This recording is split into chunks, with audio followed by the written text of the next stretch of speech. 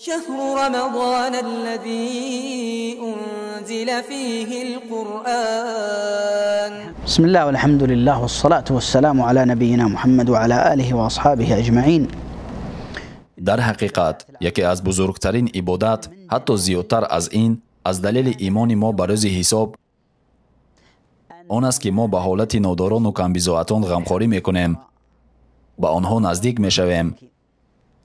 پیامبر صلی الله علیه و سلم گفتند: بار الها مرا حیات مسکینانه بده و مرا مسکین بمیران و با همراه مسکینان حشر کن. از خصلت‌های پیامبر این بود که ایشان همیشه به ناتوانان و مسکینان نزدیک بودند، با عیادت آنها می رفتند. اگر کسی از آنها بمیرد در مراسم دفنش اشتراک می کردند، با آنها در یک دوره نشسته صحبت می کردند. الله می گوید: آیا دیده آنی را که روز جزا را دروغ می شمارد؟ او همان کسی است که یتیم را به خواری از خود می راند و مردم را به طعام دادن به مسکینان و بینوایان ترغیب نمی کند.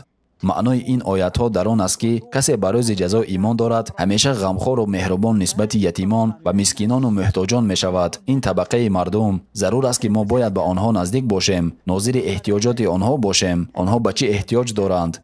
یتیم چه خیلی او می خواهد که کسی او را نوازش کند و او رحم کند، با آنها در علاقه شود تا اینقدر آنها از دست دادن پدر و یا مادرشان را احساس نکنند. مسکینان و کمبغلان به کسی نیاز دارند که در احتیاجاتشان کمک کند تا او در بین خانواده اش اینقدر شکسته نشود، از روی آنی که او نمیتواند برای عید چیزی به آنها خرد و یا نمیتواند برای افطار غذا پیدا کند، لباس و یا لوازمات خانه‌اش را بگیرد. چطور در جامعه یاری و کمک به همدیگر به راه مانده شود؟ همانا همه این نشان دهنده آن است که ما ایمان به الله و روز قیامت داریم. برادر و خواهرم، تو را به نام الله ما نباید برادران کمبیزاعت و محتاج و یتیمان را فراموش کنیم. از الله طلب آن را دارم که برایمان در این راه کمک کند و ما را از جمله بنده های گرداند که از بالای احتیاج یتیمان و بینوایان نظارت میکنند. و سلام و رحمت الله بر پیامبر و آل و اصحابش.